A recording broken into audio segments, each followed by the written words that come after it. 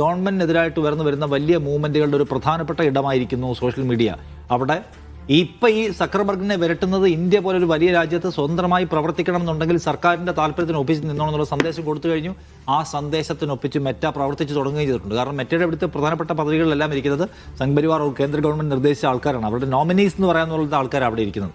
So അതുകൊണ്ട് ഇവർ നേരിടാൻ പോകുന്ന ഒരു പ്രശ്നം ഇനിയിപ്പോൾ ഒരു വെർച്വൽ സ്പേസിൽ ഇവർക്ക് ഉണ്ടാക്കാൻ കഴിയുന്ന ഒരു ആവേശത്തിന് ഒരു ലിമിറ്റ് കാണും. അതാണ് ജനങ്ങളിലേക്ക് ഇറങ്ങുക എന്നുള്ളതാണ്. ജനങ്ങളിലേക്ക് ഇറങ്ങുന്നതിന് അതിന് വളരെ കമ്മിറ്റഡ് ആയിട്ടുള്ള ആൾക്കാർ വേണം. അതിന് പലതരത്തിലുള്ള റിസോഴ്സസ് ആവശ്യമുണ്ട്, പൈസ ആവശ്യമുണ്ട്. ആ വെല്ലുവിളികളെ അതിജീവിച്ചുകൊണ്ട് ഇന്ത്യയെ തിരികെ കൊണ്ടുവരാൻ, ഇന്ത്യ എന്ന് പറയുന്ന രാജ്യത്തെക്കുറിച്ച് എന്തായിരുന്നു നമ്മുടെയൊക്കെ പൂർവ്വപിതാക്കന്മാർ കണ്ട സ്വപ്നം, ആ ട്രാക്കിലേക്ക് തിരിച്ചെടുത്തു വെക്കാൻ കഴിയുന്ന ഒരു വിദ്യാർത്ഥി മൂവ്മെൻ്റായിട്ട് ഇതിന് മാറാൻ കഴിയുമോ എന്നുള്ളത് വലിയ ചോദ്യമാണ്. അവരെ സംബന്ധിച്ച് അവർ നേരിടാൻ പോകുന്നത് ഒരു സാധാരണ ഭരണകൂടത്തെയല്ല. അവസാനത്തെ ഇന്ത്യ മുന്നണി യോഗത്തിൽ രാഹുൽ ഗാന്ധി പ്രസംഗിച്ചതുപോലെ ഞങ്ങൾ നേരിടുന്നത് ലെവൽ പ്ലേയിങ് ഫീൽഡ് തരാത്ത, ധാർമ്മികമായ ഒരു തരത്തിലുള്ള എൻഗേജ്മെൻറ്റും അനുവദിക്കാത്ത ഒരു സവിശേഷ രൂപിയായിട്ടുള്ള ഭരണകൂടത്തെയാണ്. അതിനെ തന്നെയാണ് അഭിജിത് ദീപ്കയും നേരിടാൻ പോകുന്നത്. ചില്ലറ പരിപാടിയായിരിക്കില്ല. പക്ഷേ അവിടെ ഇറങ്ങിത്തിരിക്കാനുള്ള അവരുടെ തീരുമാനം എന്ന് പറയുന്നത് ഒരു ഡെമോക്രാറ്റിക് വാല്യൂസ് ആൻഡ് മതനിരപേക്ഷ വാല്യൂസ് എടുത്തു വെച്ചിട്ടുള്ള തീരുമാനമാണ്.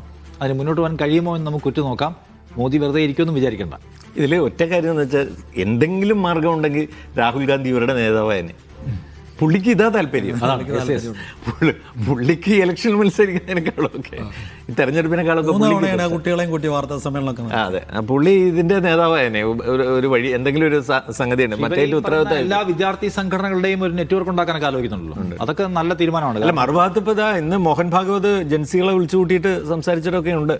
അപ്പോൾ ആ ഒരു ഇൻട്രോഡ്സ് ഉണ്ടാക്കാനുള്ള ശ്രമം വേറൊരു ഭാഗത്ത് നടക്കുന്നുണ്ട്.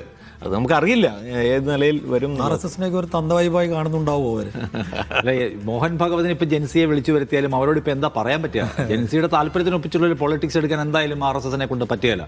കാരണം നമ്മളെല്ലാവരും ഒരുപോലെയാണ്, എല്ലാവരും നിങ്ങൾ ഇടകടന്ന് ജീവിക്കണം എന്ന് പറയാൻ RSSനെ കൊണ്ട് പറ്റുമോ? അവരാഗ്രഹിക്കുന്നത് അതാണല്ലോ.